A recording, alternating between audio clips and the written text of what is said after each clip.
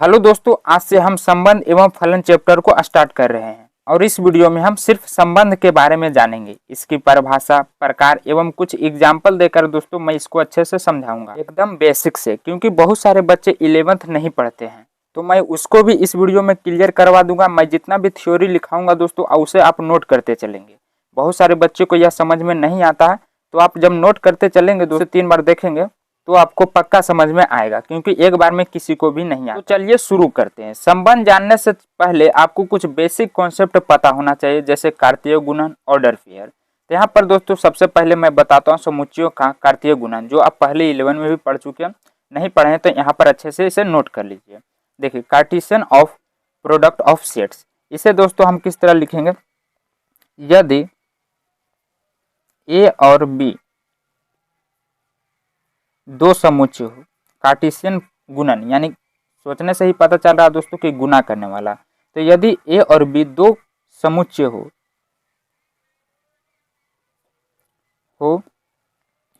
तो ए cross B यानी इन दोनों को गुना करने पर हमारा कार्टेशियन गुणन कहलाता है।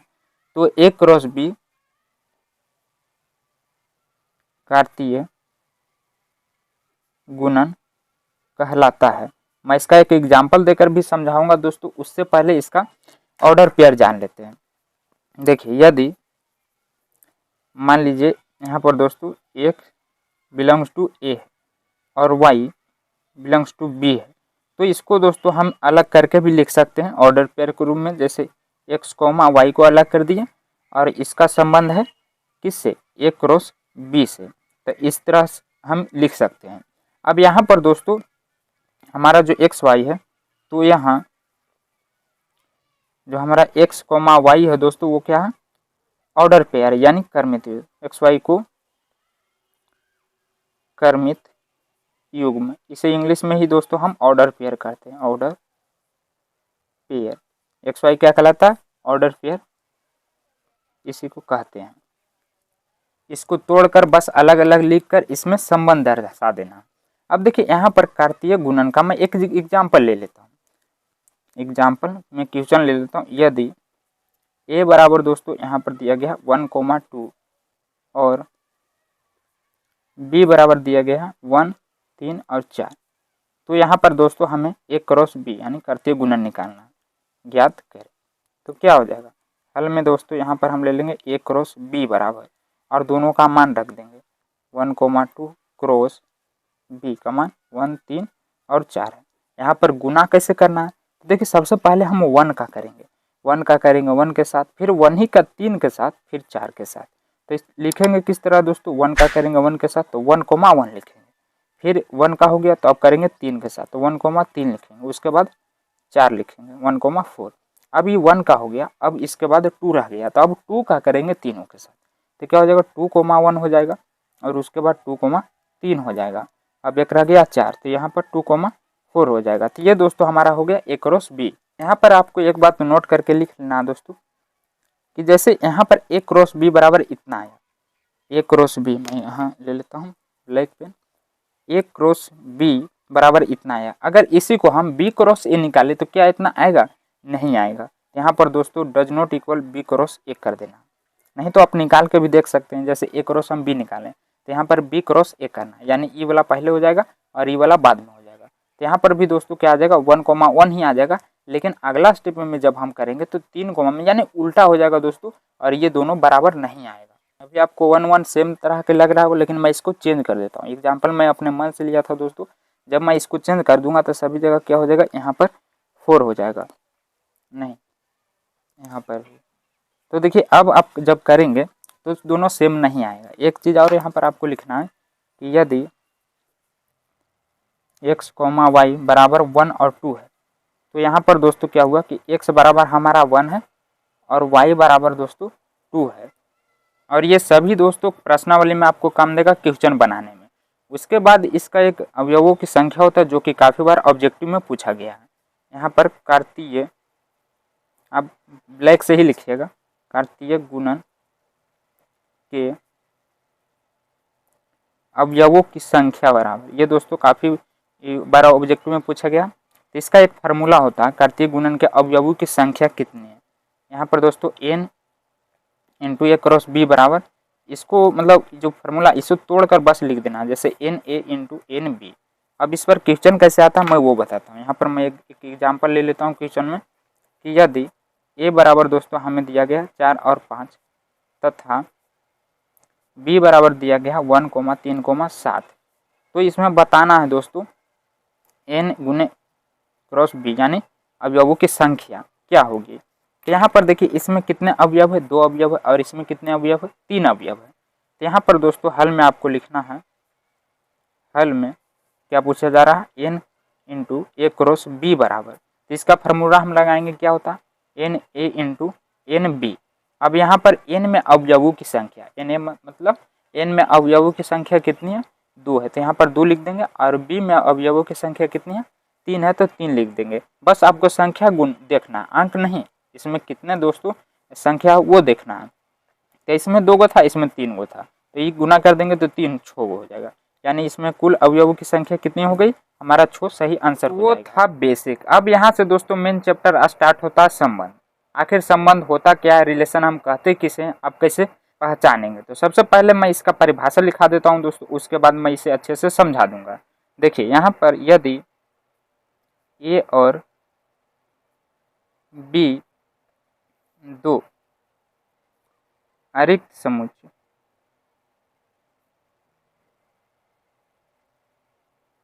समुच्चय हो तो ए क्रॉस बी के किसी उप समुच्चय R को B से संबंध कहते हैं।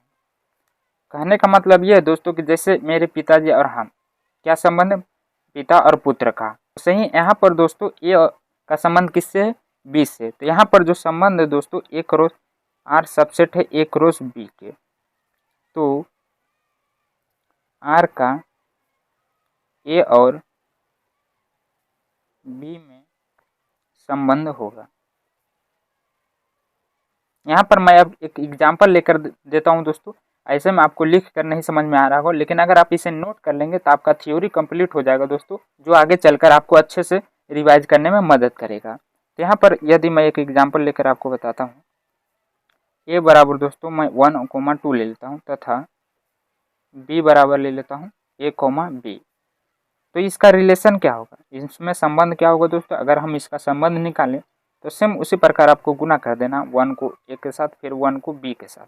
तो ये हमारा पहले संबंध आएगा। फिर इसको हम पहचानेंगे कैसे कि संबंध है कि नहीं, वो भी मैं यहाँ पर आपको बताने वाला हूँ। तो ये करेंगे तो हो जाएगा 1, बी। अब 2 का करेंगे तो 2 का हो जाएगा ए और फिर बी हो जाएगा। तो ये दोस्तों हमारा आ गया संबंध। अब यहाँ पर मैं आपको पहचानने का तरीका बताता हूँ, इसमें संबंध है या नहीं। देखिए यहाँ पर मैं क्या ले लेता हूँ, संबंध R1 ले लेता हूँ। इसमें दोस्तों 2, बी, फिर यहाँ पर 2, 3 और फिर 1, 3 ले लेता हूँ। संबंध 2 में मैं ले लेता हूँ 2, ए और फिर एक ले लेता हूँ 1, 4, नहीं 4 तो है ही नहीं, बी और 1, ए। अब इसमें आपको संबंध देखना है, जो इसमें मौजूद है वो इसमें है कि नहीं। देखिए यहाँ पर 2a है, 2b है, इसमें 2 और 3 इसमें दिख रहा है आपको, नहीं दिख रहा, 1 और 3 भी नहीं है। तो ये दोस्तों संबंध नहीं है, जो मौजूद रहे वही संबंध है, मिल जाना चाहिए। और इसमें हम देखेंगे 2a इसमें भी है, 1b इसमें भी है और 1a भी है। यहाँ पर दोस्तों दोनों मैच कर जा रहा है, आगे पीछे उससे कोई दिक्कत नहीं, सभी मिल जाना चाहिए। तो ये हमारा संबंध है। और इसी तरह आपको क्वेश्चन में भी पहचानने के लिए बोला जाएगा।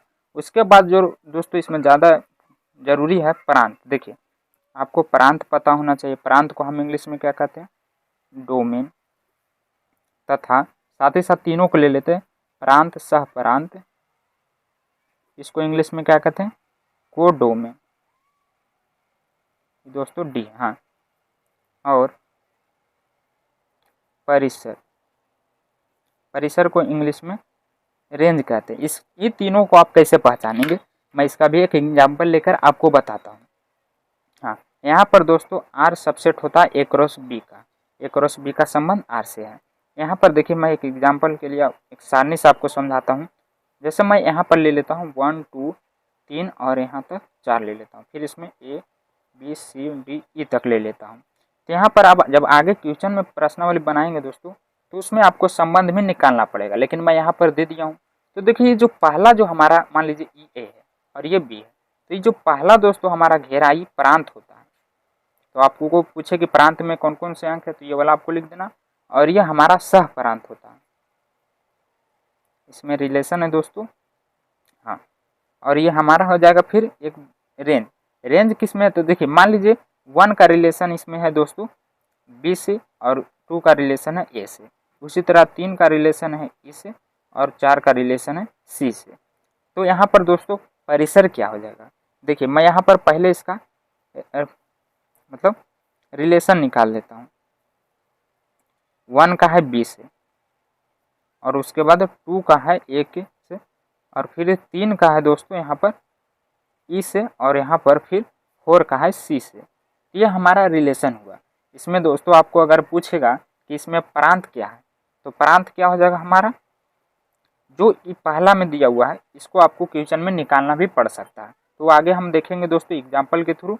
यहाँ पर हमारा प्रांत क्या है 1 2 3 4, ये हमारा हुआ प्रांत। और ये दोस्तों जो हमारा है वो सह प्रांत है, सह प्रांत। सह प्रांत में आपको सभी ले लेना है। उससे पहले मैं इसका परिसर बताता हूँ। देखिए परिसर में क्या क्या आएगा, परिसर में जो रिलेशन में आया है सिर्फ वही होगा। यहाँ पर जो पहला स्थान पर है दोस्तों वो तो हमारा होता है प्रांत, लेकिन जो रिलेशन के बाद दूसरका में आए वो हमारा होता है दोस्तों परिसर। तो यहाँ पर परिसर में क्या आ जाएगा, देखिए 1 कोमा, फिर उसके बाद बी है, सी है, डी नहीं है, तो परिसर में हम डी नहीं लेंगे। जो यहाँ रिलेशन में आएगा दोस्तों उसी को हम लिखेंगे। तो यहाँ पर एगो ई आया है। अब देखिए इसमें डी छूट गया, तो वो किस में आएगा, सह प्रांत में दोस्तों। जितना भी रहेगा हमारा बी में वो सभी दोस्तों सह प्रांत में आ जाएगा, लेकिन वही परिसर में थोड़ा आपको ध्यान देना। हाँ, जो रिलेशन बनाए उसी को आपको परिसर में लिखना। तो यहाँ पर सह प्रांत में मेरा सभी आ जाएगा। तो इस तरह दोस्तों आपको इसको पहचान करना है। अब इस पर क्वेश्चन कैसे आता है, चलिए मैं एक एग्जाम्पल देकर आपको समझाता हूँ। यहाँ पर मैं दोस्तों एक क्वेश्चन लिया हूँ। यदि आर एक्स वाई का संबंध है, x + 2y बराबर 8 दिया हुआ है, एक संबंध है प्राकृतिक संख्या n में, तो संबंध के प्रांत, सह प्रांत और परिसर ज्ञात कीजिए। देखिए मैंने बताया था दोस्तों कि आगे क्वेश्चन में आपको संबंध भी निकालना पड़ेगा। यहाँ पर संबंध नहीं दिया हुआ, जो दिया गया उसी में से हमें संबंध निकालना पड़ेगा। यहाँ पर हमें क्या दिया गया है दोस्तों, दिया है x + 2y बराबर 8 दिया गया है। तो इसको हम लिख सकते हैं, x को ऊपर ले जाएंगे 2y बराबर 8 - x हो जाएगा। तो अगर हम यहाँ पर y का मान निकालना चाहें तो क्या हो जाएगा, 8 - x बटे 2 हो जाएगा। अब इसकी सहायता से दोस्तों हम इसका परिसर निकालें और प्रांत निकालेंगे। यहाँ पर क्या बोल जा रहा है कि संबंध है एक प्राकृतिक संख्या के। तो प्राकृतिक संख्या क्या होता है हमारा, प्राकृतिक संख्या, मान लें प्राकृतिक संख्या को n से डिनोट करते हैं। तो इसमें क्या आएगा दोस्तों 1 2 3, इसी तरह आगे भी चलेगा, और इसका मान हम इसमें रखेंगे। इसे समीकरण आप 1 मान लीजिए। देखिए यहाँ पर क्या करता हूँ मैं, x बराबर 1 ले लेता हूँ। पहले मैं दोस्तों 1 ले लेता हूँ, तो यहाँ पर क्या आ जाएगा, y बराबर दोस्तों 8 - 1 बटे 2 आ जाएगा, यानी 7 बटे 2 आ जाएगा। तो यह नेचुरल नंबर है नहीं है, यहाँ पर दोस्तों प्राकृतिक संख्या ही आना चाहिए इसी रूप में, 1 2 3 के रूप में, बटा के रूप में नहीं आना चाहिए। तो ये हम नहीं लेंगे। उसके बाद दोस्तों मैं थोड़ा जगह बना लेता हूँ। मान लीजिए मैं ले लेता हूँ x बराबर 2, क्या ले लेता हूँ, x बराबर 2 ले लेता हूँ। तो यहाँ पर y बराबर क्या आ जाएगा, तो y बराबर 8 में से घटा देंगे दोस्तों, 8 - 2 बटे 2। तो यहाँ पर क्या आ रहा, 6 बटे 2 यानी 3 आ रहा। अब इसका देखिए हम ग्राफ भी इधर बनाते चलेंगे। इधर दोस्तों सह प्रांत और प्रांत हमको निकालना है, तो इधर जो मान रख रहे हैं वो हम इसमें रखेंगे। जैसे 1 रखे, तो 1 रखने के बाद तो नेचुरल नंबर नहीं आया, नहीं प्राकृतिक संख्या, तो इसको हम नहीं लेंगे। उसके बाद जब हम 2 रखे दोस्तों तो क्या आया हमारा, 2 रखने पर दोस्तों 3 आया। तो यहाँ पर हम 3 लेंगे, इसे a ले लेते हैं, इसे b ले लेते हैं, और इसका संबंध आ रहा तो हम इधर लिख रहे हैं। उसके बाद मान लीजिए हम 3 ले लेते हैं, तो 3 भी मतलब विषम संख्या, तो ये भी दोस्तों बटा में ही आएगा। उसके बाद हम 4 ले लेते हैं, x बराबर 4, तो y बराबर क्या हो जाएगा, देखिए 8 में से 4 घटाएंगे तो 4 बचेगा, 4/4/2 मतलब 2 आ जाएगा। तो जब हमने दोस्तों 4 लिया तो कितना आया, 2 आया। इसका संबंध भी दोस्तों सेम सेम हो जाएगा। अब यहाँ पर मैं ले लेता हूँ कितना, 5 ले लेंगे तो फिर भी दोस्तों बटम आ जाएगा। तो यहाँ पर मैं डायरेक्ट 6 ले लेता हूँ, x बराबर 6, तो y बराबर क्या आ जाएगा, देखिए 8 में से 6 जाएगा तो 2/2 बराबर 1 आ जाएगा। तो यहाँ पर जब मैंने दोस्तों 6 लिया तो क्या आया, 1 आया। इसी तरह आप आगे भी जा सकते हैं। तो मैं इतना में ही बताता हूँ। देखिए यहाँ पर दोस्तों मैं अब संबंध निकाल लेता हूँ। संबंध मेरा क्या आया था, यहाँ पर r बराबर 2,3 और फिर आया था 4,2 और यहाँ पर दोस्तों 6,1 आया था। अब देखिए ये हमारा संबंध आ गया था। हम आसानी से इसमें से प्रांत से अपरांत और परिसर निकाल सकते हैं। मैंने क्या बताया था कि जो इसमें शुरू वाला हमारा जो कॉलम है ए वाला, वो क्या होता है दोस्तों, हमारा प्रांत होता है। तो यहाँ पर क्या हो जाएगा, प्रांत बराबर क्या आया हमारा 2, 4 और 6, सह प्रांत बराबर जो दूसरका में होता है दोस्तों वो। तो देखिए दूसरका में यहाँ पर हमारा नेचुरल नंबर यानी प्राकृतिक संख्या था। यहाँ पर हम 1 नहीं लिखे क्योंकि ये दोस्तों प्राकृतिक संख्या में नहीं आएगा, लेकिन सह प्रांत में जो रहता है वो सब होता है। तो इसमें ये प्राकृतिक संख्या आएगा दोस्तों सह प्रांत में। इसी तरह आगे भी मतलब अनंत तक जा सकता है। उसके बाद जो मैंने बताया था कि परिसर, इसमें दोस्तों जो संबंध बनाया है बस वही होता है। तो इसमें क्या हो जाएगा हमारा, देखिए लास्ट वाला 3,2,1 और यही तीनों चीज़ बोल रहा था निकालने के लिए दोस्तों, हमारा सही आंसर हो जाएगा। और उसके बाद हम देखेंगे संबंधों के प्रकार, जिसमें पहला क्या होता है दोस्तों, पहला हमारा होता है रिक्त संबंध। रिक्त संबंध इसे इंग्लिश में क्या कहते हैं, इम्पटी सेट्स, नहीं रिलेशन पढ़ रहे हैं। इसे आप किस तरह पहचानेंगे, देखिए इसमें दोस्तों संबंध होता है, संबंध बराबर रिक्त संबंध को हम सूचित करते हैं फाई से, और सबसेट ए क्रॉस बी, यानी ए क्रॉस बी का संबंध किससे, फाई से। तो जहाँ भी आपको फाई दिखे, इस तरह का आइकन दिखे दोस्तों, वो हमारा क्या होता, रिक्त संबंध होता है। तो इसमें होता क्या है, देखिए मैं बता देता हूँ।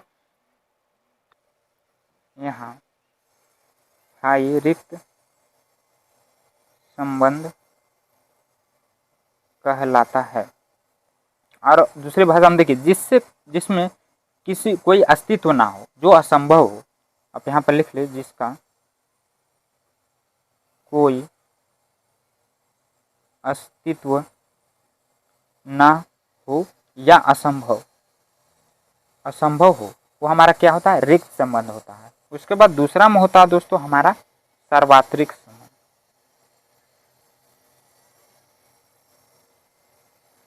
इसे इंग्लिश में हम क्या कहते हैं, यूनिवर्सल रिलेशन।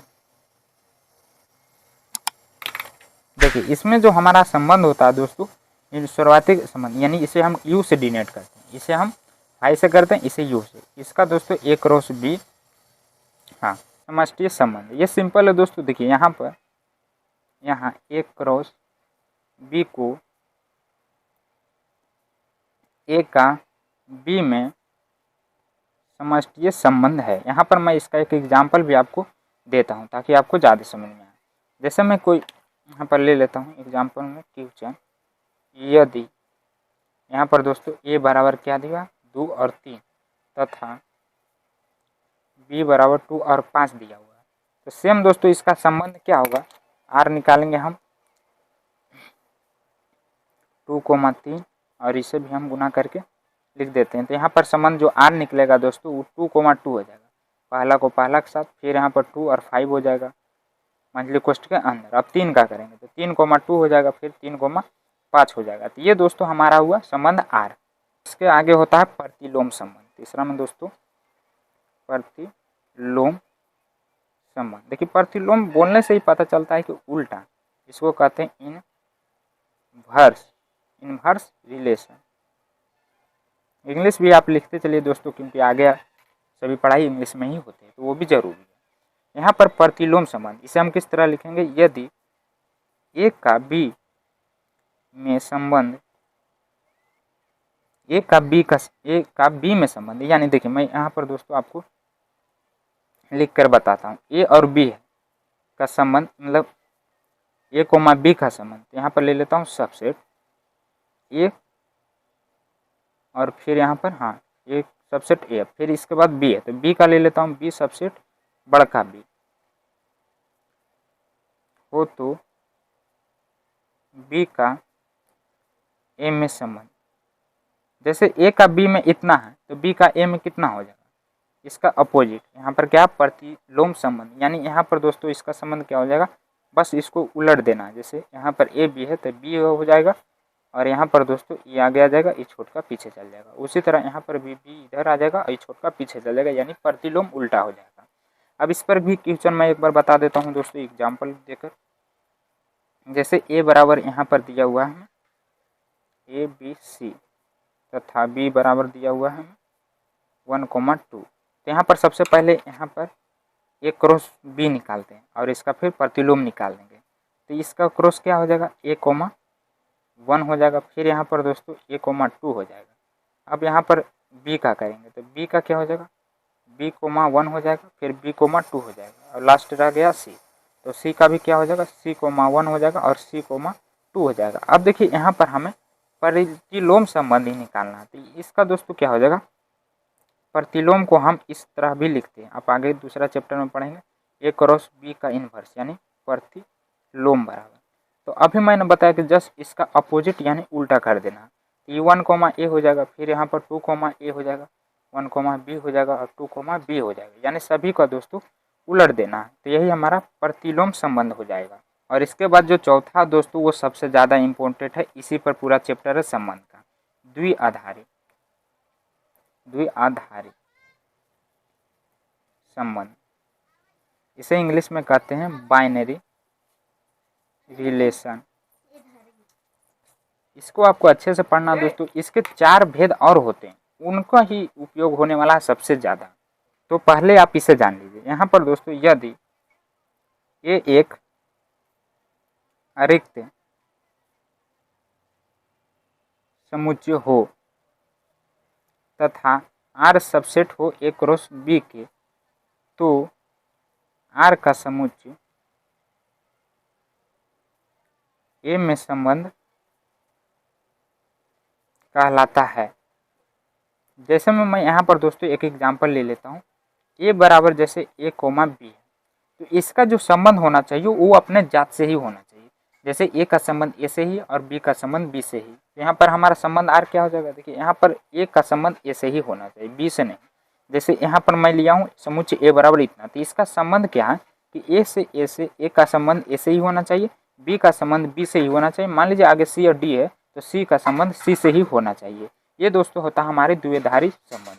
अब हम इसका प्रकार देख लेते हैं जो काफ़ी इम्पोर्टेंट है। देखिए इतना बेसिक तो आपको कोई नहीं बताएगा, सभी लोग शॉर्ट में बता देते हैं जिससे बच्चे को अच्छा से समझ में नहीं आता। यहाँ पर दोस्तों बेसिक कॉन्सेप्ट से मैं बता रहा हूँ, अगर आप अच्छे से देख लेते हैं तो प्रश्न वाले के जितने भी क्वेश्चन आप खुद से भी बना सकते हैं। ऐसे तो मैं अगले वीडियो में करवाऊंगा ही।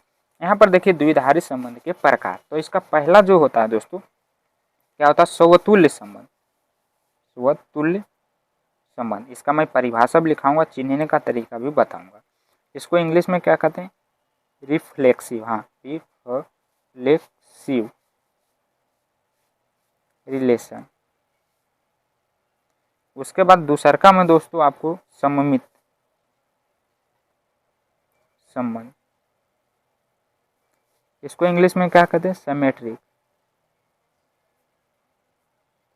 Symmetrical relation. चौथा में होता है तुल्यता संबंध। तीनों काफ़ी इंपॉर्टेंट है दोस्तों, इस पर ही बहुत सारे क्वेश्चन बनते हैं और ऑब्जेक्टिव भी बनते हैं। तुल्यता संबंध, इसे इंग्लिश में क्या कहते हैं, ट्रांजिटिव रिलेशन। और जो सबसे ज़्यादा इम्पोर्टेंट है दोस्तों इसमें तुल्यता संबंध के बाद तुल्यता संबंध, यहाँ पर संक्रामक, तो वो सबसे नीचे होता है। ये जो मैं लिखा हूँ ट्रांजिटिव, ये दोस्तों होता है हमारा संक्रामक संबंध। यहाँ पर मैं लिख देता हूँ संक्रामक संबंध। अब जो चौथा में आएगा वो हमारा तुल्यता संबंध। इसको हम इंग्लिश में क्या कहते हैं, इक्विवेलेंस रिलेशन। अब मैं एक एक को विस्तार में बताता हूँ। यहाँ पर दोस्तों संक्रामक, हाँ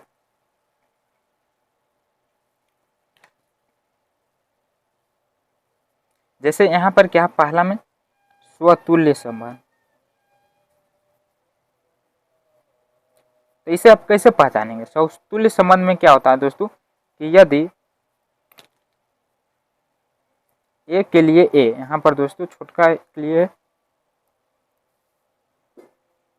और यहाँ पर ए का संबंध ए से ही होना चाहिए, यहाँ पर ए कोमा ए का संबंध ए से ही होना चाहिए। जैसे मैं दोस्तों बाइनरी में बताया था, सेम वैसा ही ए भी है। जैसे मैं एक एग्जांपल लेकर आपको बताता हूँ, यदि यहाँ पर दोस्तों ए बराबर मैं ले लेता हूँ 1, 2 और 3, तो इसका संबंध आप कैसे निकालेंगे? यहाँ पर क्या होता है स्वतुल्य में, बस आपको इतना याद रखना है कि ए का संबंध ए से होता है। तो यहाँ पर क्या है, पहला में 1 है, तो 1 का संबंध 1 से ही होगा, जैसे अपने जाति का अपने से ही। तो यहाँ पर इसका संबंध जब हम निकालेंगे तो क्या हो जाएगा, 1 का संबंध 1 से ही होगा, 2 का संबंध 2 से ही होगा, और 3 का संबंध 3 से ही होगा। जितना है उतना ही, अगर आगे रहेगा तो आगे भी बढ़ सकता है। तो ये दोस्तों आपको होता है स्वतुल्य संबंध में। उसके बाद दूसरा काम क्या है, सममित संबंध।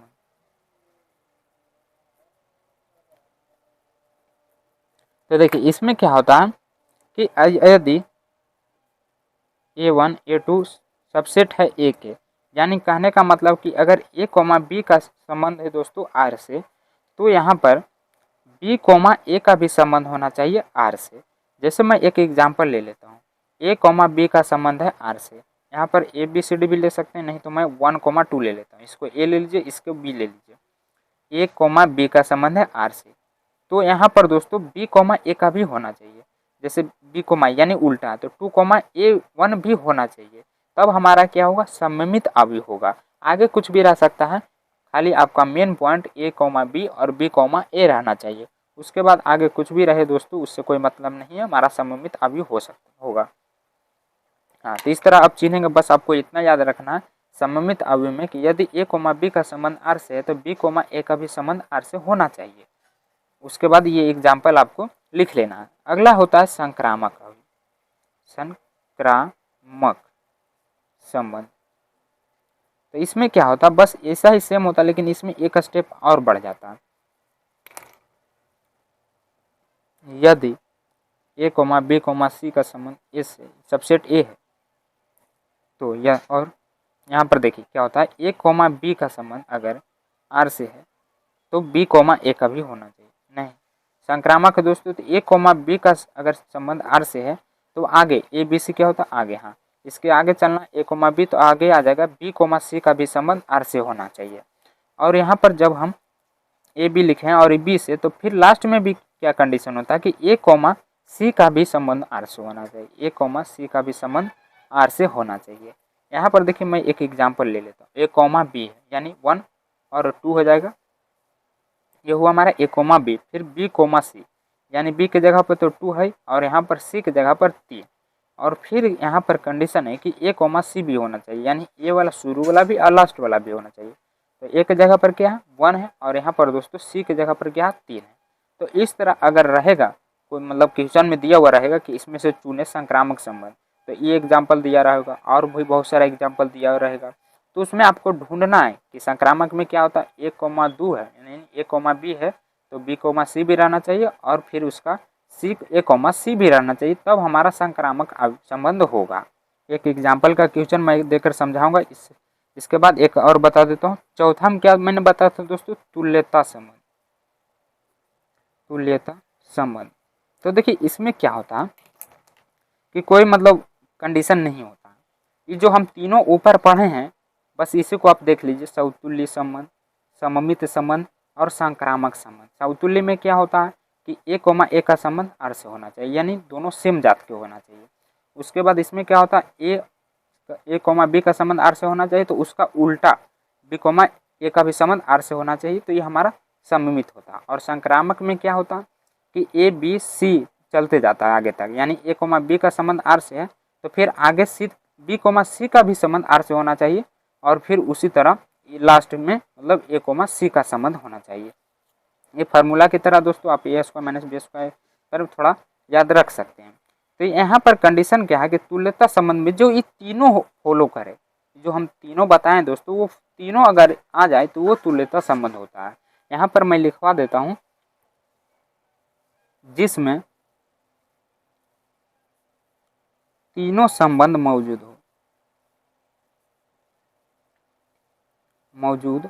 हो वो तुल्यता संबंध कहलाता है। वो तुल्यता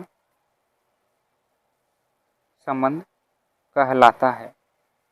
अब कैसे आप इसे पहचानेंगे दोस्तों? तो जिसमें देखिए पहला में क्या था हमारा कि a, a का संबंध r से होना चाहिए, यानी दोनों सेम जात होना चाहिए, ये पहला कंडीशन था। दूसरा कंडीशन में क्या था कि a, b का संबंध r से होना चाहिए। तो दोस्तों b, a का भी संबंध r से होना चाहिए, तो ये दूसरा कंडीशन है। तीसरा कंडीशन में क्या था, a, b का संबंध अगर r से है तो यहाँ पर दोस्तों b, a b c यानी आगे जाएगा b, c का संबंध r से होना चाहिए। और लास्ट में एक था a, c का भी संबंध r से होना चाहिए। तो ये तीनों जो फॉलो करे दोस्तों वो हमारा तुल्यता संबंध होता है। अब इस पर क्वेश्चन कैसे बनता है चुनने वाला, मैं वो बताता हूँ। जैसे में ये क्वेश्चन है जिसमें चुनना है दोस्तों समतुल्य, संक्रामक और सममित है या नहीं है। जैसे देखिए दिया गया सिद्ध करे कि संबंध r में समुच्चय, यहाँ इतना दिया गया में यदि r बराबर मतलब रिलेशन इतना है, समुच्चय a बराबर इतना देगा और रिलेशन इतना में आपको देखना है दोस्तों कि ये समतुल्य है कि नहीं है, संक्रामक है कि नहीं है और ये सममित है कि नहीं है। तो सबसे पहले जो दो दिया हुआ उसको हम लिख लेते हैं। दिया है समुच्चय a बराबर क्या दिया हुआ 1 2 3 और संबंध r बराबर दिया हुआ दोस्तों, उसको भी मैं लिख लेता हूँ। अब इसी में मैं आपको चुनने के लिए बताऊंगा कि कैसे हम इसे पहचान सकते हैं। 3, 3 1, 2 और फिर 2, 3। तो देखिए सबसे पहले इसमें समतुल्य है, तो समतुल्य के लिए हम ले लेते हैं। समतुल्य के लिए समतुल्य में क्या कंडीशन था कि a, a का संबंध दोस्तों मतलब सेम जात से होना चाहिए। r का संबंध a, a से ही होना चाहिए, यानी सेम जात का होना चाहिए। तो देखिए इसमें जो हमारा समुच्चय है 3 तक है, तो पहला में इसमें हमारा क्या हो जाएगा रिलेशन 1, 1 हो जाएगा। तो ये है, इसमें देखना है 1, 1 है नहीं है, तो यहाँ पर दोस्तों लिखेंगे संबंध नहीं, r में इसका संबंध कोई है ही नहीं। उसके बाद यहाँ पर 2 है, तो 2 का संबंध 2 से होना चाहिए, तो इसमें देखना है कि है, हाँ है। और फिर 3 है, तो 3 का भी होना चाहिए संबंध r में। तो देखिए 2 गो मौजूद है, अगर यहाँ 1, 1 भी रहता दोस्तों तो ये समतुल्य हो जाता, लेकिन यहाँ इसमें संबंध जो है इसमें 1, 1 नहीं है, तो यह हमारा समतुल्य नहीं होगा। तो आपको लिखना है अतः यह स्वतुल्य नहीं है, क्योंकि यह कंडीशन फॉलो नहीं कर रहा, 1, 1 इसमें नहीं है। उसके पास बाद पूछ रहा सममित है कि नहीं, तो अब हम सममित के लिए चेक कर लेते हैं। तो सममित के लिए क्या कंडीशन था, मैं अभी पीछे लिखा है दोस्तों। सममित में कंडीशन था कि अगर a, b का संबंध r से है तो b, a का भी संबंध r से होना चाहिए। तो ये आपको खोजना है। जैसे यहाँ पर a और b है, तो a और b की जगह पर तो हमें मिल गया है 1, 2, इसका संबंध है r से। उसके बाद b, a का संबंध, यानी b पहले 2, a इसमें है दोस्तों, आपको खोजना है 2, a b a क्या हुआ हमारा 2, a इसमें है। देखिए 1, 2 है नहीं है दोस्तों, तो यहाँ पर लिखना डज नॉट सबसेट r नहीं है, तो ये भी दोस्तों हमारा सममित नहीं होगा। अगर यहाँ पर 2, 1 रहता तो ये सममित होता, लेकिन नहीं है तो नहीं होगा, अतः यह सममित भी नहीं होगा। बस यही क्वेश्चन आता है दोस्तों, प्रश्नावली में भी सेम ऐसा ही आपको मिलेगा। तो यहाँ पर अगर आप अच्छे से समझ जाते हैं तो प्रश्नावली भी क्वेश्चन आपसे बन जाएगा। उसके बाद एक चीज़ बोल रहा था संक्रामक चेक करने के लिए, इसका भी कंडीशन आपको पता ही होगा, अभी मैंने बताया संक्रामक। इसका कंडीशन क्या था कि अगर a, b का संबंध r से है तो आगे चलता जाएगा a, b और फिर तो b, c का भी संबंध r से होना चाहिए, और फिर लास्ट में क्या था a, c और a, c का संबंध r से होना चाहिए। तो अब इसमें हम खोजेंगे, जैसे यहाँ पर a, b तो दिया हुआ हमारा संबंध जो a, b है, एक जगह पर 1 और b की जगह पर 2 ये दिया हुआ है। और फिर b, c यानी 2 के बाद क्या आना चाहिए, b के बाद c आ रहा है, तो यहाँ पर 2 के बाद 3 आना चाहिए, तो 2 और 3 इसमें दिया हुआ। हाँ देखिए 2, 3 भी है, तो यहाँ पर दोस्तों 2, 3 का भी संबंध r से है। और एक लास्ट कंडीशन है a, c यानी एक जगह पर यहाँ 1 है और c की जगह पर 3 है, तो अगर उसमें 1 और 3 रहा तो ये हमारा संक्रामक हो जाएगा। तो इसमें आपको खोजना 1 और 3, 1 और 2 है, 1 और 3 नहीं है, तो देखिए यहाँ पर नहीं है दोस्तों, यानी ये भी कंडीशन हमारा फॉलो नहीं कर रहा। 1, 3 इसमें होना चाहिए जो कि नहीं है, तो यहाँ पर डज नोट लगा देंगे नहीं है। तो ये भी दोस्तों संक्रामक नहीं होगा। अगर ये रह जाता तो संक्रामक हो जाता। लिखेंगे कि यहाँ अतः यह यहाँ संक्रामक नहीं होगा, क्योंकि कोई कंडीशन यहाँ पर फॉलो नहीं कर रहा है। उसके बाद मैं एक क्वेश्चन और बता देता हूँ दोस्तों, ताकि आपका बेसिक कॉन्सेप्ट क्लियर हो जाए। देखिए यहाँ पर बोल रहा है जांच करें कि आर समतुल्य सममित और संक्रामक है। यहाँ पर दिया गया है हमें समुच्चय ए बराबर 14 तक में संबंध आर इस प्रकार परिभाषित है कि रिलेशन यहाँ पर दोस्तों x, y बराबर 3y मानो, इसी पर दोस्तों हमारा इसका संबंध निकलेगा। यहाँ पर सबसे पहले हम लिख लेते हैं जो दिया गया है ए बराबर, देखिए इसमें फिक्स है दोस्तों 13 से 14 तक, आगे तक नहीं जाएगा लेकिन 14 तक इसमें होगा। उसके बाद इसका जो संबंध आर दिया हुआ 3x माइनस वाई, यहाँ पर इसको लिख सकते हैं 3x बराबर वाई बराबर 0 था, तो इसको उठा के पट लाएंगे तो 3x बराबर वाई हो जाएगा। अब जो ये हमारा समुच्चय ए दिया गया दोस्तों, इसी का मान इसमें हम रख कर इसका मतलब सहप्रांत अपर निकालेंगे पहले, और फिर उसके बाद आपको चेक करना है। जैसे में अगर हम यहाँ पर x बराबर 1 ले लेते हैं तो क्या हो जाएगा 3 गुने 1 बराबर y, तो y का मान क्या आ जाएगा दोस्तों 3 आ जाएगा। यहाँ पर जब मैंने 1 लिया तो y का मान क्या है, ये हमारा x हो जाएगा और y यार का समझ, तो ये कितना आया हमारा 3 आया। उसी प्रकार मैं अगर 2 ले लेता हूँ दोस्तों तो यहाँ पर क्या हो जाएगा 3 दूनी 6 हो जाएगा यानी दुगुना। इसी तरह मैं 3 लूँगा तो यहाँ पर आ जाएगा 3 तिया 9 फिर 4 तिया 12, यहाँ पर देखिए लेना है 14 तक ही। अगर मैं इसके बाद ले लेता हूँ 5 तो 5 तिया 15 हो जाएगा। x का मान अगर 5 रखता हूँ तो 15 हो जाएगा, जो कि 14 के बाद मतलब 14 तक लेना है, बड़ा नहीं लेना। तो 15 यहाँ पर दोस्तों नहीं होगा, यहाँ तक 4 ही तक होगा, यानी इसमें हम 5 नहीं लेंगे, हमारा 4 हो गया।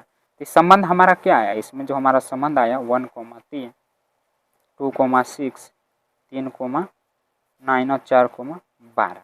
अब इसकी सहायता से हम इसका प्रांत सहप्रांत निकाल सकते हैं कि नहीं। मैंने पहले भी इस तरह के क्वेश्चन बता रखा दोस्तों, जो हमारा पहला में होता है वो हमारा प्रांत होता है। तो प्रांत में क्या हो जाएगा हमारा 1 2 3 4 तक, ये हुआ हमारा प्रांत और सहप्रांत।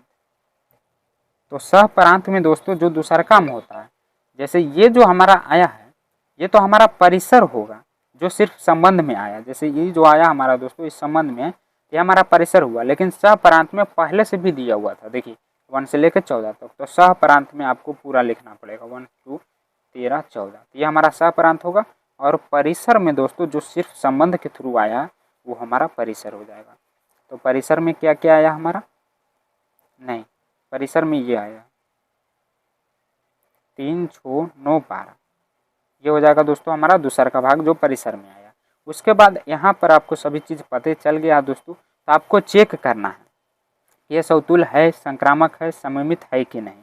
इतना देने के बाद दोस्तों आपको तो ये सब पता चल ही जाएगा। इसकी सहायता से आपको निकालना है जो हमारा संबंध आ रहा है दोस्तों, इसमें आपको चेक करना है सममित समतुल्य, जो ऊपर चेक करने के लिए कह रहा जांचे। तो इतना होमवर्क दोस्तों देता हूँ मैं आपके लिए, क्योंकि आप खुद से बनाइएगा तभी आप पर कॉन्फिडेंस आएगा दोस्तों, और आगे के भी क्वेश्चन आप खुद से बना पाइएगा। तो मुझे उम्मीद है कि आप बना लीजिएगा। तो मैं इस वीडियो में इतना ही रहने देता हूँ, अगले नेक्स्ट वीडियो में डायरेक्ट प्रश्नावली को सोल्व करके बताऊंगा। तो आपको यह वीडियो कैसा लगा दोस्तों एक बार कमेंट करके ज़रूर बताइएगा, और अगर अच्छा लगा हो तो वीडियो को लाइक करके चैनल को सब्सक्राइब करके अपने सारे दोस्तों में भी शेयर कर दीजिएगा, ताकि उनका भी बेसिक कॉन्सेप्ट क्लियर हो जाए।